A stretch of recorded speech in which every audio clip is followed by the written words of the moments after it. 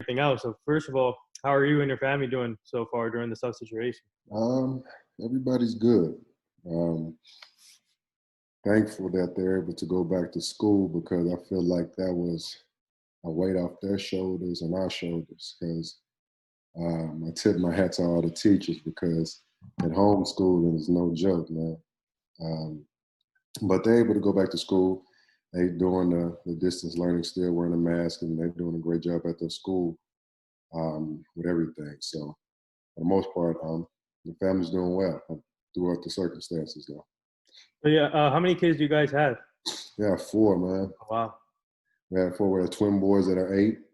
Our baby girl is 6, and then we have a little man. He's 3. Oh, wow. So it must be teaching these kids virtual learning is must be tough for all of them, huh? Yeah, I mean, I think they do a good job with it, but they get restless, especially when they're at home. They're in the comfort zones, so they get distracted easily, and then Yeah. they have one another to joke around with and do stuff with. But for the most part, I tip my hat to them because they do really well with it. Yeah. So my first question to you is, when did you get interested in playing basketball, and who is your biggest influencer in that? I first started playing basketball late. I was doing everything else, baseball, football. Being from Texas, I mean, football was religion, so had to play that. I started playing basketball, like really playing, like until like 7th grade, 8th grade-ish. That's when I started really playing. Then influence-wise, we're watching Mike, we're watching Pippen, Hmm. Kobe, um, Grant Hill, Penny Hardaway, all those type of guys. Wow. So who did like while growing up, who did you look up to? Who did you try and study your craft around towards when you were growing up? I like Pippen, Okay. Mark Scottie Pippen, because he did everything on the floor. He was just, as they say, Swiss Army knife. So that's the way I try to model my game around. Yeah. So take me back to your high school career, and what was that like? Just learning with the coaching staff and your players, and what advice did you get in high school to become a better basketball player? Um, in high school, I would say it was very competitive on the football side. So I was the only one to make it to the league out of my high school. So really just being able to play for the AAU team I was fortunate to play for and got to see that side of the basketball, traveling and got to see different talents. So that made me be more competitive. And then I went up to Michigan where my brother lived at, and basketball was huge up there. And so I just took it upon myself, like to really learn the game and watch it because it wasn't really pushed Right. where I'm from. You know what I mean? It was more so football. Hmm. So let me ask you this before we go any further. For you being from Texas, are you a Dallas Cowboy fan? Of course. Yeah, let's go. Yeah, of I'm, course. I'm a big Cowboy fan too. Yeah, that's what's up. Yeah. But we're struggling. We're struggling right now. But I mean, it is what it is, man. I'm still riding with them regardless, man. I still talk shit to everybody that wants to talk about it. I'm still riding with the boys, man. yeah. So coming out of high school, did you get any advice from like former NBA players or current NBA players from then when you were in high school? No, Oh, no, I didn't come in contact with probably anybody that was in the league probably until like I started getting into college. hmm. And then until then it was basically I was getting it basically from people I would come across with I was training with like in Michigan and then at home through family. Hmm. So how many offers did you have coming out of high school, and what made you choose Syracuse? And was Texas one of those offers? Or No, it wasn't. I had offers coming out, um, but I went to prep school. So I went to prep school, and then I was going to go to Louisiana Monroe right out of high school, but then I backed out of that and went to prep school. Went to prep school out of North Carolina. hmm. Then I went to another prep school in Michigan that closed down. So I was at my brother's house for a while. I mean, and then so almost a year I took off from basketball, just was trying to figure out me, you know what I'm saying, if I want to continue this to pursue it. And then got a call from a coach that had seen me on the circuit at AAU. He was at Marquette, left and went to Iowa State. So I started out my college career at Iowa State. I was at Iowa State. Oh, yeah, almost a that's year right. I back. remember that. Yeah. Hmm. Yeah, I left there. So my road to Syracuse was long. You know what I Right. mean? Going from prep school closed down, Wow. go to Iowa State, left and transferred with Syracuse, and it was history after that. Were you always like before Ohio State? I gotta ask you this: were you always pushing for Syracuse, or was that your number? No, it was just out of nowhere. You know what I mean? It was a lot of schools that when I said I was open to my recruiting back up when I was transferring, um, they were one of the schools that like came about, and I chose basically the furthest school away from Texas. Yeah. Yeah. Speaking of Ohio State, what was that like playing in front of them, those fans and the atmosphere? And also, did you get to play with Evan Turner there? No, I was at Iowa, not Oh, Ohio. sorry, Iowa, Iowa. Okay. I actually got recruited by them when I transferred, Oh, and I really? actually Okay. talked to Thad, their model. But I just chose Syracuse. It just felt right, you know. Hmm. But I was at Hilton Magic in Iowa State. It was still an atmosphere to play in front of because they were very passionate Hmm. about the sports. So going to your Syracuse career, what did Coach Boeheim say to you when he recruited you? Uh, Basically, I have to earn my spot, work for my spot. Don't be nobody but yourself. That was it, cut and dry. But I saw him and Hall of Fame coach. I mean, he coached the USA team, coached Melo, Jerry, King. The list goes on with the guys that he coached and been with Dave Bing and like Pearl Washington, all those guys. So it was like a lot of players that he coached and seen, so he knew talent. And he was basically in bullshit me. Excuse my French, man. He ain't bullshit me. And Not when I got yeah, and I when I don't got care. there, Yeah, people can curse on here. yeah, it's all good. But when I got there, he just told me don't be anybody but myself. Hmm. That's it. Don't feel like you gotta be a hero, Superman. Just be West. That's it.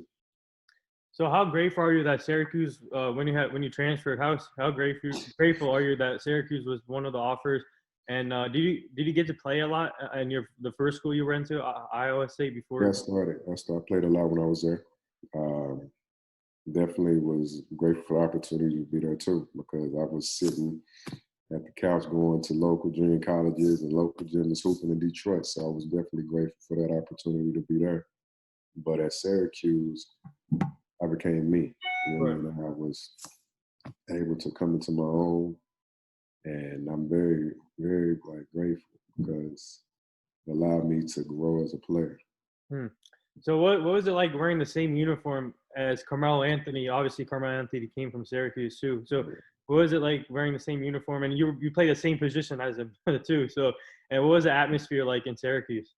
Now, the atmosphere in Syracuse unmatched, man. This because it's dome, man. Because they pack that thing out. Like it'll be 30,000 plus in there. I miss it, man. Yeah, I loved it there. But now Melo being, he was like a pioneer when he got there. They won the first title when he got there. So him being there was like a huge, like recruiting, like curve that they had on people, especially at that wing position. Actually, I had your boy on too way back on my podcast, Dante Green. I had him on the show. Yeah, Yeah. yeah. So what's it like connecting with him, another former Syracuse player? It's cool. Like everybody keep in touch. Everybody keep in touch is good. Everybody do. Um, Especially I try to keep in contact with a lot of players I played with, like Scoop, Andy. I was fortunate to play with Andy again in Greece, so it was cool seeing a familiar face when I was over there. Talked to Chris, Joseph, Renze. I keep in contact with pretty much everybody as much as I can. So in Syracuse, obviously one of the top schools in the nation in college basketball, and obviously they know how to find talent. But for you, what was it like just to get that playing time also in Syracuse and showcasing your talent for these NBA teams? Man, it was cool. It was definitely something that you wanted to do, especially being in a school like that. Because we're playing in pro arenas when we travel, especially in the Big East at that time, and you're going to be in front of all the NBA scouts. So they're going to be there. So, but it's wearing that jersey though, Hmm. and knowing like the history of it, that was more so the motivation of everything too. wanting to win. Hmm. Have you talked to Carmelo during your Syracuse career, and did he give you any advice about Syracuse before you went there? Or No, he didn't. It was just Bayham I talked to, but I know he used to come back a lot because he built the Carmelo Anthony. He came back, so he did. He popped in a lot. Then him being, he was in the Knicks too, so yeah, so it was convenient for him to show pop in here and there. yeah, I'm a New York Knicks fan, man. We need you on the Knicks. They're making moves though. They're making moves. Yeah. They're making moves. So they're trying to get that thing back right. I'm definitely going to ask you a question about this. Obviously, we're in a unique situation, but thinking back to your draft experience, and you got drafted by the Minnesota Timberwolves, and how grateful are you that they gave you the first opportunity to start your NBA career? Yeah, it was love Minnesota because that's like, yeah, that was my first stop. You know what I mean? So getting there, it's cold. Cold as shit. I was used to it because of Syracuse, but Yeah. it was cold. It was in a growing pains, you know, because they had been in the drought and not making the playoffs for a long time. We're a very young team. But me getting drafted by them, they took a chance on me. And nothing bad to say about it, just because they were willing to go on the whim and draft me that high. So, yeah, I was blessed to be in the opportunity. What was it like being like a lottery pick number 4? That's a dream come true. I mean, but, you know, it comes with that stigma of producing. But with that word being there, drafted that high, it's all about like basically the system. Yeah. A lot of guys get drafted high and don't be in the right fit. A lot of guys that don't get drafted high to be in a perfect fit and then their careers blossom. So being a lottery pick comes with that stigma. Like, got to be able to produce and do your thing. But for the most part, I don't have any regrets on my career at all. I mean, basically come from where I came from and then the road that I had to get there. I have no complaints. So, how much did you learn in Minnesota throughout your career, especially as a rookie? And what helped you? Obviously, did that help you to grow as a player, and then going from each team to team and learning those experiences? But first, what did you learn in Minnesota? Yeah, I learned in Minnesota just the preparation and timing. You had a lot of time on your hands. So I was able to talk to guys like JB Bickerstaff and talk to Kurt Ramsey, he was my head coach at the time doing there. So after that next year, Rick Adelman was there. So I was able to talk to them just about the time, having all that time and being able to utilize my time, being a young player, just trying to figure out me too. Just like being new in the league and just getting in the gym more and doing stuff that I could do, like to benefit and help the team. So, what did you like about Minnesota and the young talent they have? And obviously, they're struggling. They're building the team the right way now. But in the past, what did you like about them and learning from and playing with more younger talent? And I think was Ricky Rubio there at that time? Yeah, Yeah, Ricky was there. yeah, he's Yeah, back in Minnesota too. I know, man. I know before he wanted to get out, he wanted to go to a bigger market. Then his career played out, and now he's back where he started. So it's weird how stuff work out like that. But What was we it were like young. Yeah. We were all young, man. There was no vets on the team. Like everybody was like we were back on AAU team again. Oh my God. In the pros. Everybody was young. So it was cool because everybody played against each other growing up. Everybody was playing each other in college. So it was cool because me and Johnny playing, we was at the same school together and they would be on the same team. Wayne Ellington, Mike Beasley. Oh wow, Mike Beasley. Yeah. Mm-hmm. Anthony Randolph was on the team at the time. So everybody was young, raw peers. I'm just curious.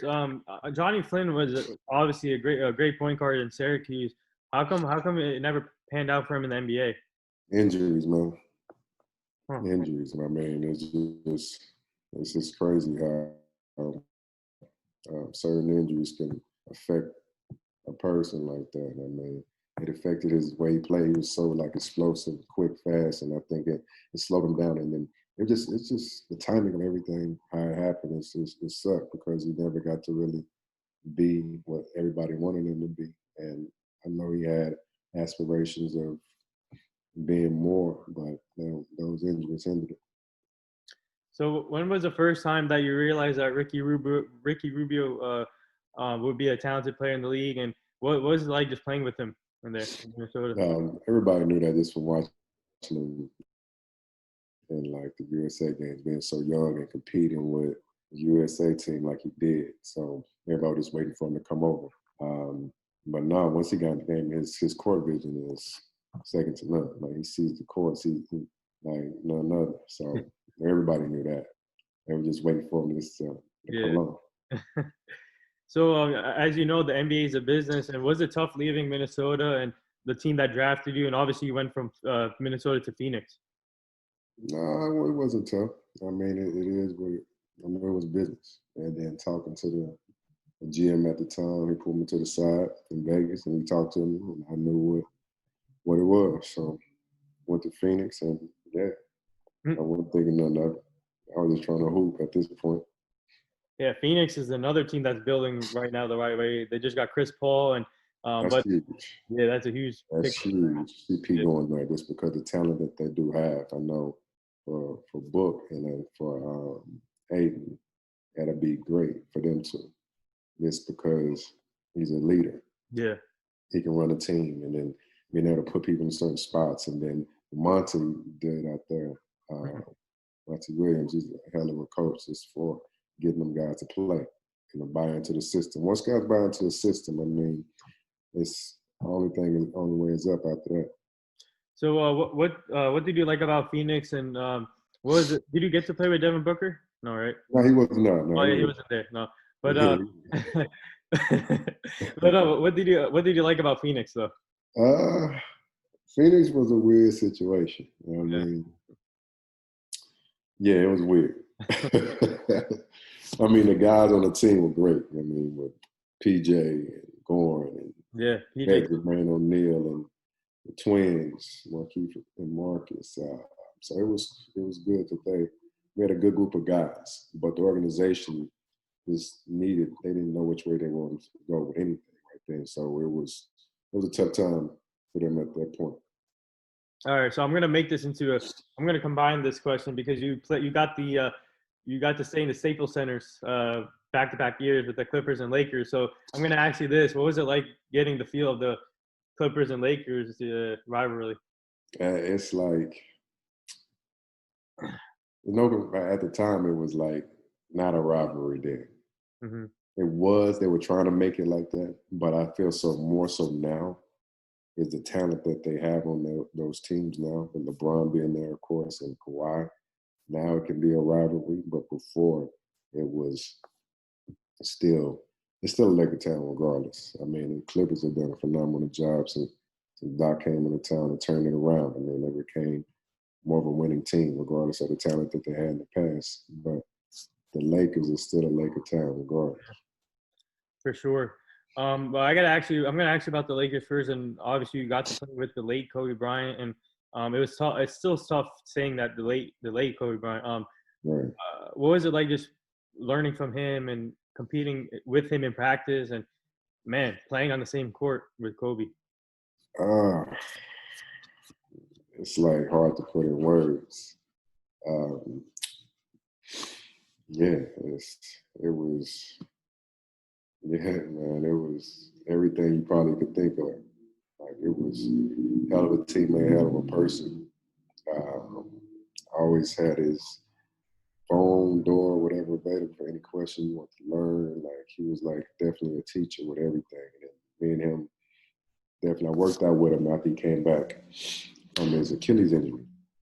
So he let me see him at the lowest of lows and seeing how hard he worked and see what he put into the game just from being from an injury to get back to a competitive level.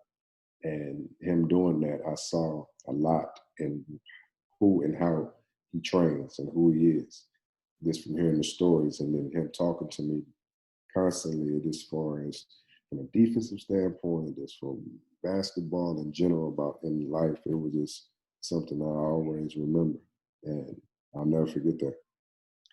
So obviously Lakers, most historic franchise in the NBA. So what was it like wearing the Lakers symbol on the jersey? And obviously, for example, Shaq, Kobe, Pau Gasol, James Worthy, Kareem.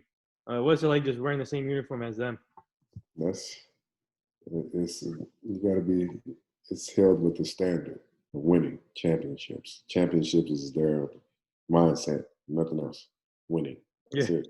So you putting that jersey on, you got to come with it. So I'm definitely blessed to be up and have the opportunity to play, especially play with those guys, with Kobe Powell, Steve Nash, Steve Yeah. Blake. Like the list goes on. It's the guys that I was on the roster with. Just don't take that for granted, though. I mean, Mhm. Oh, sorry. Sorry. no, you good. What were you gonna say? No, it was just definitely something being playing in front of the Staples Center, being in the Staples Center, especially wearing that Lakers jersey. But then it was weird after a couple of years getting crossed over to the other side. Wait? So speaking of Steve Nash, now he's a head coach for Brooklyn Nets. But was Dwight Howard there at that time? Nah, he left. When I came in, he was leaving. He went to Oh, Houston. okay. Yeah, everybody know what happened there. But so for you, what was it like just playing with Steve Nash, also a Hall of Fame point guard? And Yeah, um, like it's yeah, smart. Like he saw the game. Like everything was slow. He saw it happening before it happened. He knew who didn't have a shot, where you like to get your yeah. shot, everything. So you didn't need plays. He'd just tell you, he look at you, Wes, you had a shot? I'm like, nah. And he'd be like, all right, and he'd give me a wide open look. So like, nah, it was crazy. I bet you playing with him and when he was with Phoenix, those guys, I bet they loved him. And he set everybody up. Hmm. So do you think, even though he has no coaching experience, do you think his IQ of the game will translate as a head coach for For Brooklyn? sure. Yeah. For sure. I mean, I think now in doing it at a faster pace on the fly on the court, he's Right. able to slow down and able to talk to guys and tell them. And yeah, I think it'll translate over and with no problem. I feel like he'll be fine, especially with the talent that he has out there. So now switching gears to the Clippers, and obviously you played with underneath Doc Rivers that time, and now he's a coach for the Sixers. But what's it like just playing with CP3 and Blake Griffin or in that era, and also with underneath Doc Rivers? Uh, shit was fun playing with CP and Blake. Top City. Yeah, that shit was fun, man. That shit was fun, and then seeing how competitive CP was, Blake too. But no, it was definitely fun. Like, real close bond with Blake and DJ. Yeah. More so just because the kids, being with them. But Doc, for me, he was like the first coach that, like, I say got under my skin, Hmm. but he really pushed me. You know what I mean? Wanted me to, I would say, know everything. I want you to learn this defense. I want you to learn this offense. I need you to learn this, know that. So it came off like, he was always West, yelling West. He wanted West. It's like, yo, what the fuck do you want? You know what I mean? But at this point, I see why, because Yeah. I learned a lot about the game from a standpoint where he was trying to get me to see. But his door was always open. If I didn't agree with something, I can always go to him, ask him. But that time with the Clippers was definitely a huge point in my career where I got to learn and see, especially from CP, how he was a leader and controlled the entire game. He controlled the game. Like, it was incredible because when he was in the game, he controlled it. He knew everything, what was going on defensive-wise, help you on the offensive side, like, but nah, it was cool. That group of guys is like family though. I mean, you guys had a talented team, and for some reason it never worked out. And do you know the reasoning behind that? Because you guys had so many talented players, and CP3, Blake Griffin, DeAndre Jordan was like a big three there too. Man, we were in our own way. I mean, I would say they were in their own way. I mean, if they'd have put aside their differences and just let it go and just play, I mean, there's no reason why we shouldn't have won the championship during that time. So what's it like seeing? What happened? I said they know that. I mean, everybody knew that. Everybody wanted to know why, but everybody knew it. You know what I'm saying? It's just them letting go of their differences, but it's all good. So what's it like seeing CP3 now still going at it, obviously with the new team now in Phoenix, and what do you think he'll bring to Phoenix, his leadership? And do you think that obviously he's going to have up Booker and Ayton? Do you think that could be a potential? I don't want. I hate saying big threes now, but do you think that's a potential big three there in Phoenix?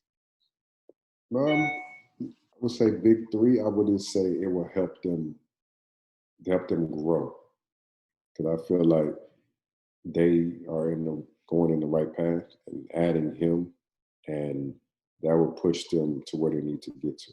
Mm-hmm.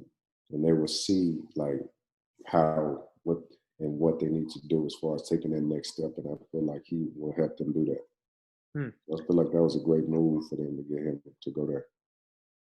So now moving from your Clippers and Lakers, you went to the Pelicans. So what was it like playing with Anthony Davis, and also some and all these other talented Pelicans?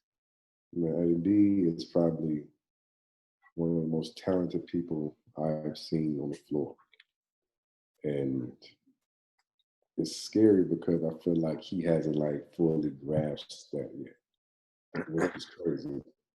And it'll be times where he's playing and you'll look up and he'll have like 35 and like almost 20 boards and 5 blocks. Wow. And 7.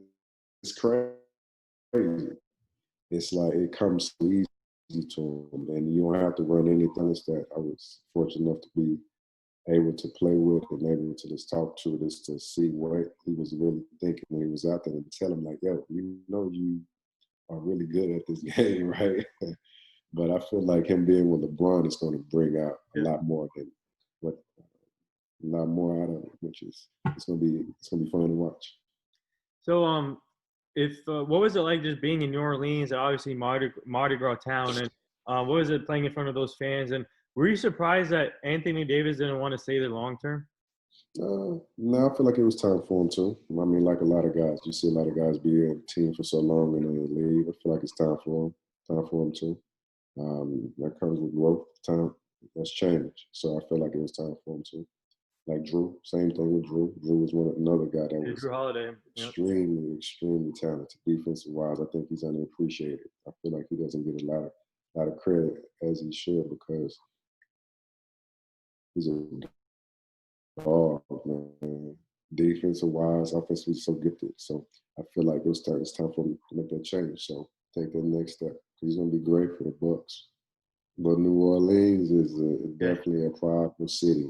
Definitely a prideful city, and they definitely love their sports here, and they love everything New Orleans. You know what I'm saying? So everything that comes from New Orleans, they love it. You can't talk bad about them at all.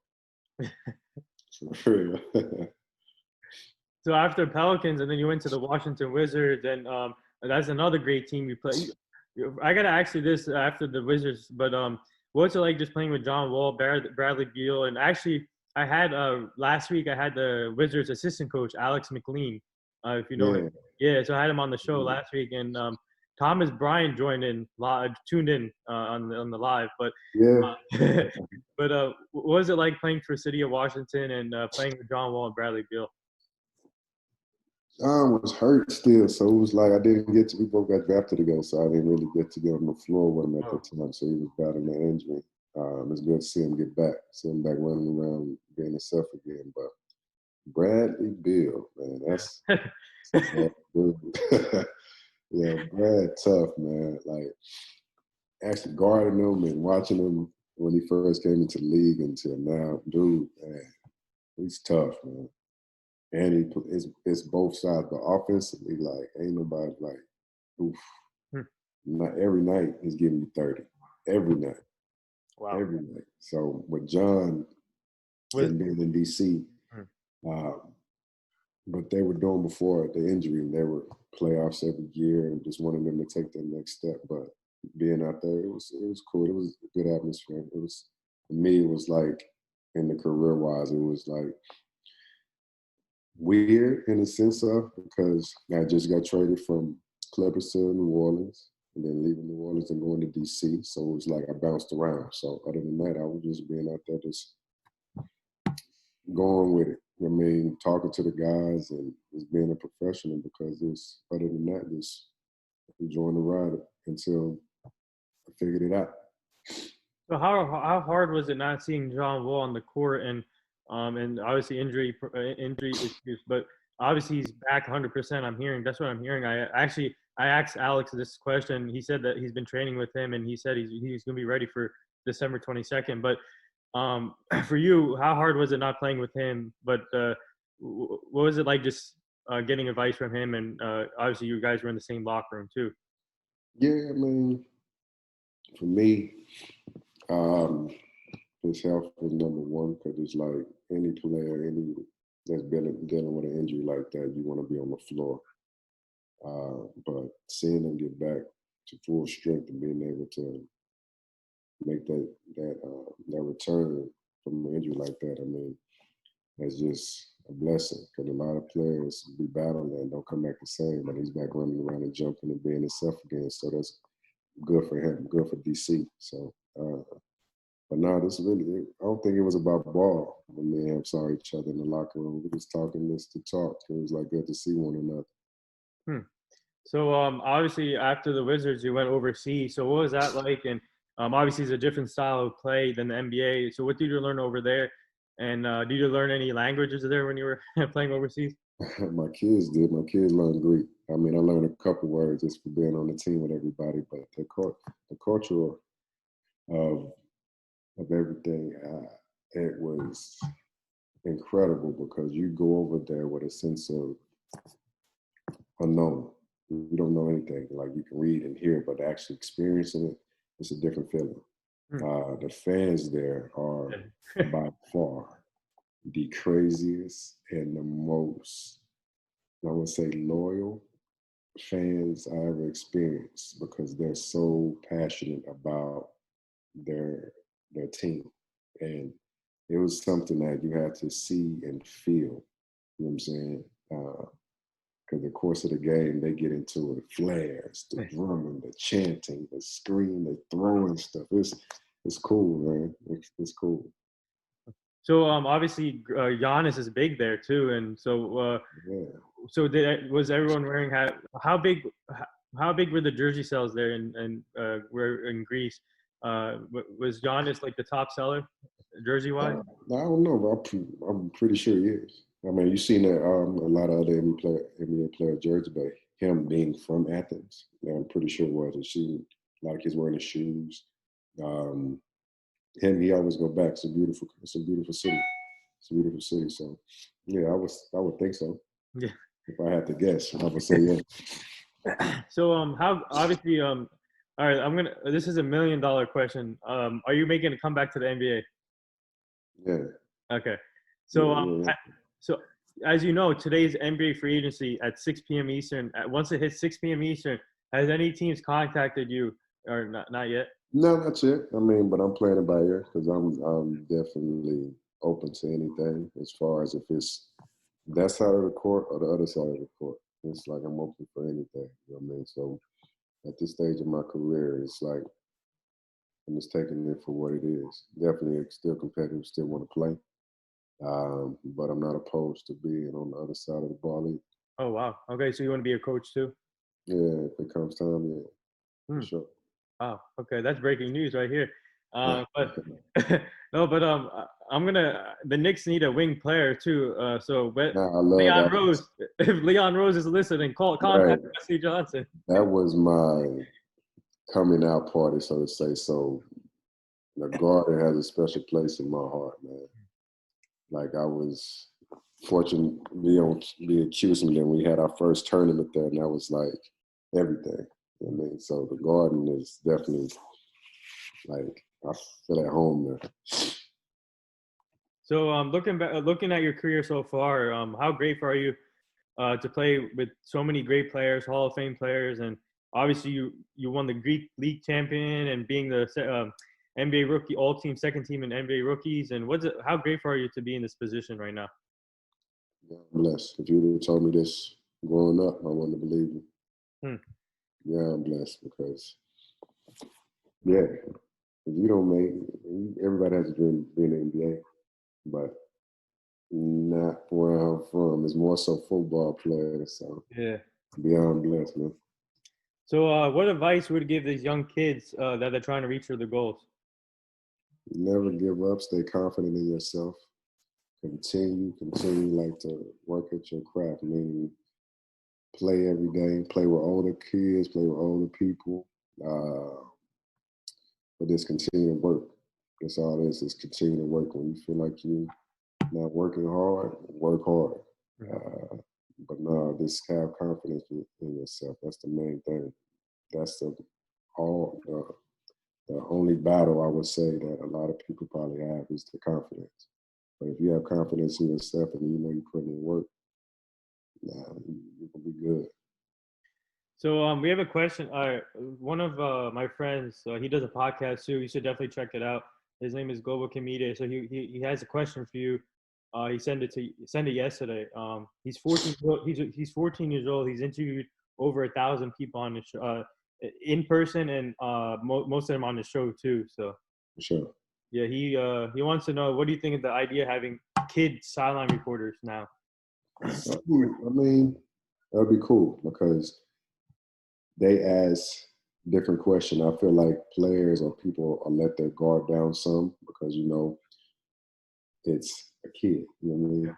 And I feel like them asking questions and from a kid's perspective and the kids like their age can relate to. I feel like I don't see nothing wrong with it. I don't see nothing wrong with it. But I want to just when the world opens back up and allow people there, I feel like yeah.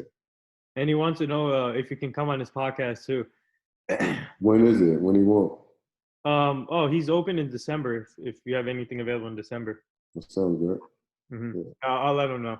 For sure. Yeah. So now I do this segment with all my guests that come on the show. It's called the rapid fire segment. So you ready for this? Yep. All right. Kawhi Leonard's laugh or Kevin Hart's laugh? Kawhi. All right. So I got to ask you this. I know you played against James Harden, and there's a lot of rumors going on right now with James Harden. And do you expect him to get traded this year, or do you see him ending up in Brooklyn? Okay. I see him leaving. I do see him getting traded, but I don't see him getting traded this year. Oh, wow. Because I feel like it has to be if it does happen, it has to be for a talent, an all NBA person, or definitely a star player. You just can't give up James and not get anything in return. So I feel like it has to be the right fit in the situation for him to go there. But I do see him leaving. On a scale of 1 to 10, how hard was it guarding him? Over the years, it grew. I would say it was still tough because he was a hell of a scorer, hell of a talent. But as the years grew, it got harder because the refs, you couldn't touch him. You could not touch him. Wow.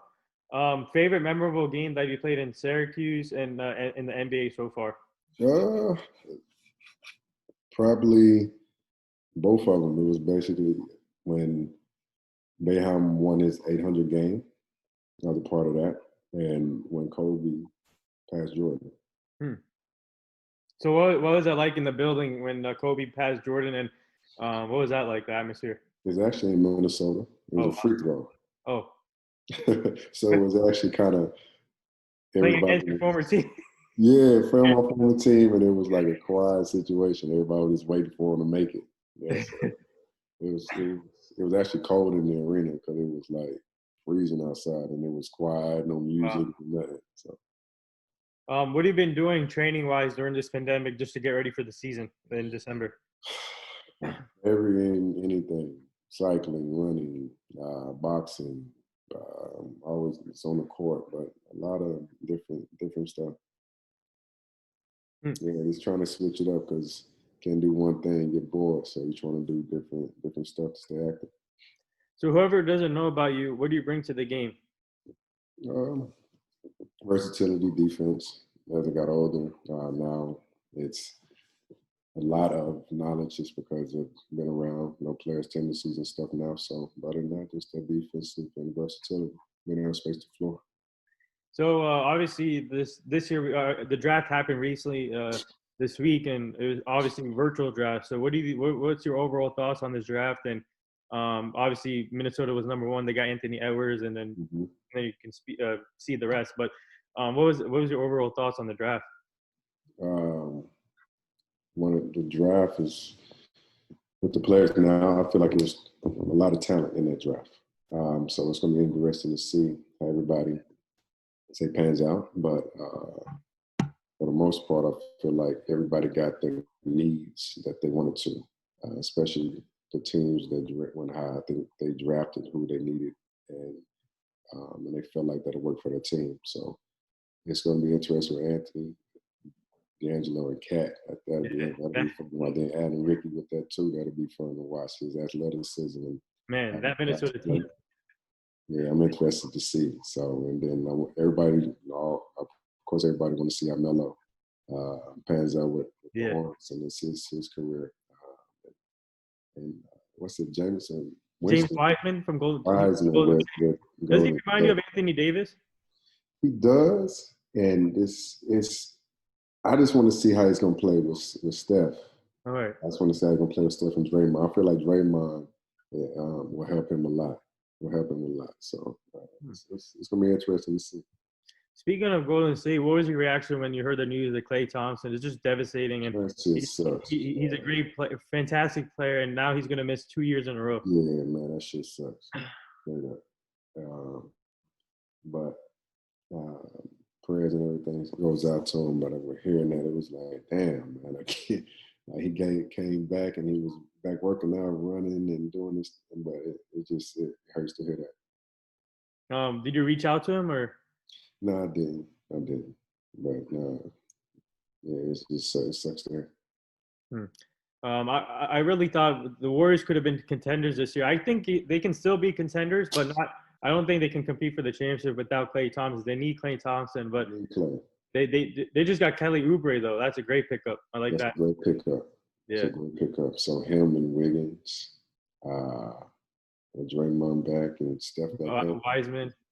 Yeah, I mean you can't count them out because Steph back too. So it's adding the dynamic of Wiggins and Kelly. I want to see how they pan out with them. I feel like they'll be fine though.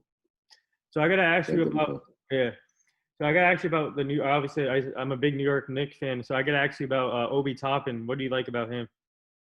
Athletic as shit. Straight up. I mean, I want to see because he reminds me like everybody had the comparison of Amari. Right. I want to see that. And then they're not done making moves, so I want to see how their roster ends, and then it'll be what you will see, because who he's going to be around is going to be key. Because if he's able to be around with a guard that can help create those lives, and he's able to space the floor and get them open, I want to see how they end their roster. That'll be key. Mm-hmm. Do you think Drew Holiday is enough to keep Giannis in Milwaukee after 1 year? No. Only Giannis can make that decision. I feel like they're trying to make moves to keep him, which they're doing right by trying to do that. But Giannis is the only one that can make that decision. I mean, they can do everything to try to make him stay, but it's on him.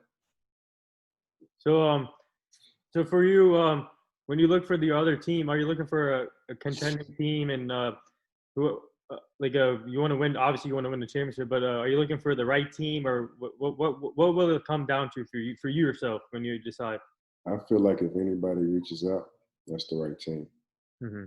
Because you're reaching out to me, I feel like that's the right team. When you're taking the chance on reaching out, I feel like you are the right one. I mean, after that, I get on any team, everything else will be fun. But I feel like the first team, any team that reaches out, I feel like you're the one. Has your agent been working on something though, with the teams though? Yeah. We've been in talks with everything about all that. So yeah, he has. So I gotta ask you this. So obviously, the Brooklyn Nets, they're building the team the right way, and Kevin Durant looks amazing. What I'm hearing, 100% back, and man, this team is gonna be lethal. And obviously, they didn't use their draft pick. They got Landry Shamet. I was so surprised that they were able to get a established player that can help right away. So what do you like? What do you like about the Nets building their team with Steve Nash and all this new coaching staff? They're definitely showing you that they're trying to play a certain way. Definitely want to see what all these talks and everything, how it ends, if they do move some more people because of the James situation, you know that. But if they keep the team how it is, they're going to be fun to watch. Yeah. And Steve was already saying that he wants to move KD to the 5 and at some Wow. point have him at the 5, so or at the point. So that team is going to try to be very, very unguardable. This from Kyrie, and then from KD, and then you still have Karras, you still have Spencer, you still have all these guys on the team that can hurt you. So they're going to be a tough team, especially if they're gelling the way they should. So, who's your favorite all-time Dallas Cowboy player?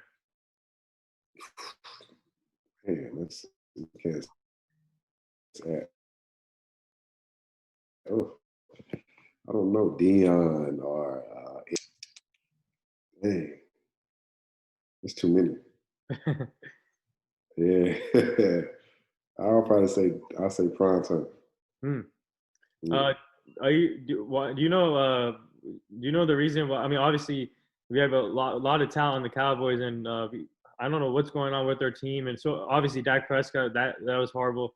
But do you think we should just lose the rest of the games and get the high draft pick?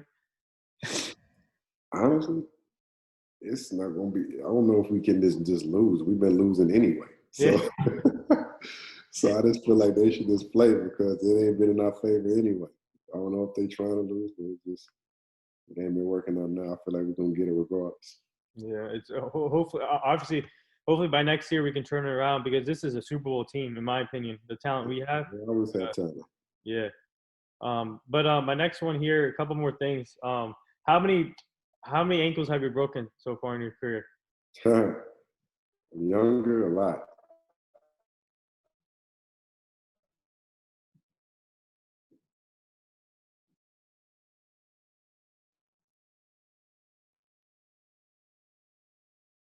Uh-oh.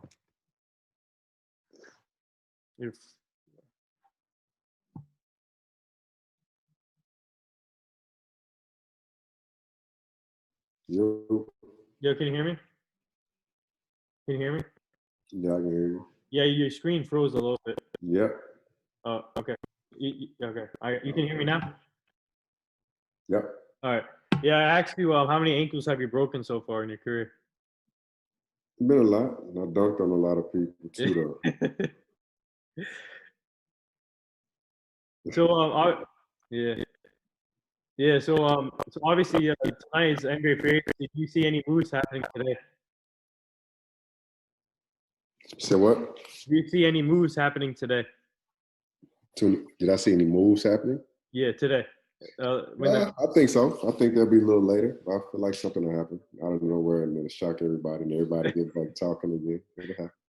Yeah. So this is so the last few things here before I let you go, and this is a question I've been bringing up to all my guests. Obviously, you played with him, the late Kobe Bryant, and his daughter Gianna, Mama Mentality, and obviously you have a daughter, and I'm wearing this shirt today, Girl Dad. Sure. Yeah. Shout out to Ellie Duncan from ESPN for starting that movement, and Sure. so what? Obviously, you already explained well, he was like a teammate, but do you remember where you were at the day when you heard the story? I was in Greece on the floor. Oh. I was in the living room, went upstairs, I told my wife, and it was like neither one of us could believe it because my daughter was born on his birthday. Right. And he sent his care package to the hospital on the day she was born. And he was like, she's going to be special because she was born on my birthday. So we were talking about that. And then, yeah, man, I was in Greece, sitting on the floor. And it was like something I'll never forget because I was reaching out to people across the world back at home and just talking to them. And all my old teammates, they were like, yeah, man. And it was just so devastating because I wasn't home. You know what I mean? I was across the water. So it was still to this day, it's still like unimaginable. I can't even like put it in words because it doesn't seem real. So whenever you get an opportunity to come back in the league, are you going to be wearing 24/8? I don't know. I wore 24 when I was overseas, but I don't know what I wear when I come back. Might wear 2. So what would you like to say to all the NBA teams that are looking for a wing, and hopefully some of these teams reach out to you? Me, it's just y'all. They know me. I've been around. Yeah. But for the most part, it's just the defensive mindset. Definitely talking and being another mentor to the young guys as well. But having that competitive spirit and being in the locker room, that's, yeah. I mean, playing wise, you already know. Mm-hmm. Yeah. Yeah, you were actually your game. Actually, when it was from college, you reminded me of Carmelo a little bit, the way you scored the ball, and then when it comes to defense, you remind me of Scottie Pippen and mix of mainly Scottie Pippen and then Carmelo. You had it. Your game was when I studied your game and when I looked throughout your career, you remind me of Carmelo and Pippen together. Yeah, no, that was definitely, especially being at Syracuse and then growing up watching Pippen so much. Yeah. And the last thing here, would you like to say anything to all the nurses, doctors, and essential workers right now? Say that again. Would you like to say anything to all the nurses, doctors, and essential workers? Like, the only thing I would say to them is God bless y'all. Just because what y'all are doing now, it's countless hours that they're working and being thrown into something that is like an unknown to everybody and having to deal with so many different cases and then dealing with it in a way that you can't even come in human like interact and have a human touch or anything. I mean, it's just one of those things that it's just God bless y'all because that's unthinkable. And we're dealing with a weird time right now. And having them, they're like angels on earth right now. We're doing a lot. Yeah, and they deserve a pay raise. They're the real MVPs right now. And for sure, just because shit is crazy. Yeah. Like you can't even. It seems like a movie. It's like, are you for real? We have to wear masks everywhere we go, and 6 feet away in interviews or they're doing. It's like away from people. It's crazy. So there it is, episode 612 with NBA player Wesley Johnson, looking for another opportunity. So come on, all these NBA teams, reach out to him. He deserves another opportunity. He's a great player. He will bring a lot to the contending teams, and hopefully you get this opportunity and keep up the great work. Keep grinding, man. And this has been an honor. I'll be posting this on all social media formats so people see your story, and I'm sure we'll connect again soon. And whenever you sign with the team, I would like to have you back on the show to get that reaction. And for sure. But I'll send you a couple of my other friends' podcasts. You can check it out. And but you and your family stay safe. I appreciate it. You do the same, man. I appreciate it. No problem.